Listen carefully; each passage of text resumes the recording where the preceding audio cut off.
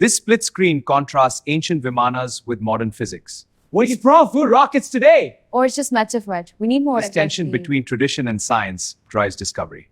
In modern India, there's a question that can spark a massive debate pretty much anywhere. Are the great epics, the Ramayana and the Mahabharata, actual history, or are they mythology? So let's dive right in, because this isn't just some dusty academic argument, it's a full-blown battle for the soul of India's past. So let's just put the question out there, nice and clear. When we look at these incredible texts through the lens of modern history, what are they? Are we talking about a factual, documentary record of things that actually happened, word for word? Or do they belong in a different category altogether? That's what we're going to unpack.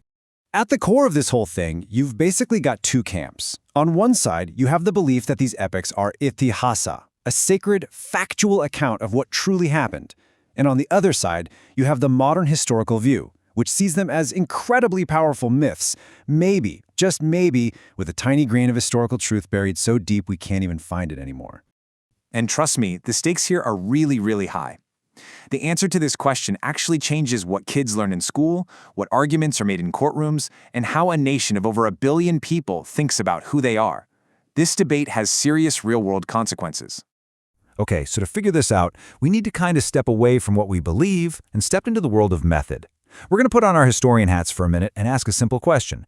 What does modern history actually need for something to be considered proof? Let's look at the tools of the trade. Here's the thing about modern history. It's not really about what we feel is true. It's about what we can verify. A historian's toolkit has 3 essentials. First, can we date the events? Second, do we have sources written at or near that time? And third, is there any independent proof? Stuff like archaeology or ancient inscriptions?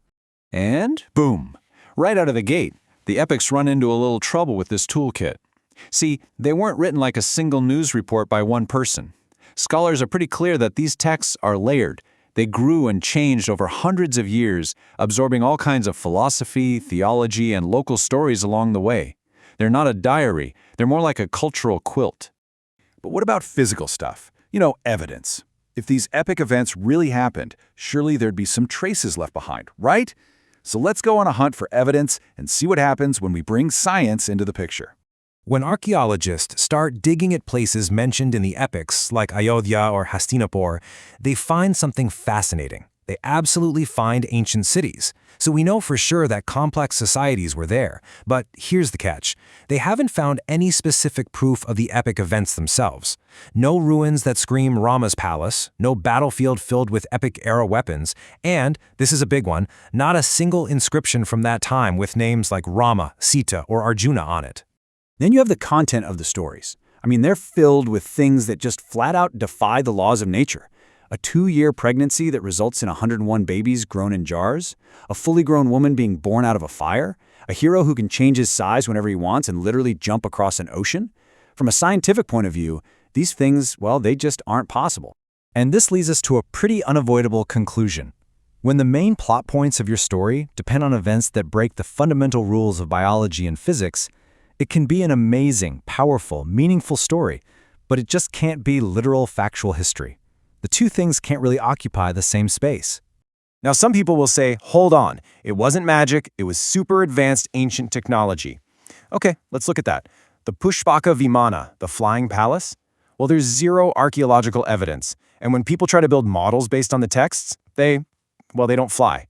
The Brahmastra, the so-called ancient nuke? A nuclear blast leaves behind very specific signatures, like radiation and melted glass. We see evidence of fires, but none of that. What we find again and again are powerful symbols, not pieces of lost tech. So if the physical evidence just isn't there, why is this debate still so passionate? Well, a huge piece of the puzzle comes down to how the meaning of one single crucial word has changed over time. Itihasa. Okay, this right here is the aha moment. In classical Sanskrit, itihasa meant something like, thus indeed it was. It was a sacred story that told a deep truth, presented as if it were real. But in modern Hindi, that exact same word, itihasa, now just means history. The subject in school with dates and facts and evidence. So you see what happened. The word stayed the same, but its meaning completely shifted, allowing a sacred story to be presented as scientific fact. So if these epics aren't history, what are they? And does that make them any less important? Absolutely not. In fact, you could argue that understanding them as myths is what unlocks their real, true power. Let's explore that. Because trying to force these stories to be literal history, it actually causes problems. It can teach students to value belief over evidence. It can push critical thinking out of the classroom in favor of just accepting dogma.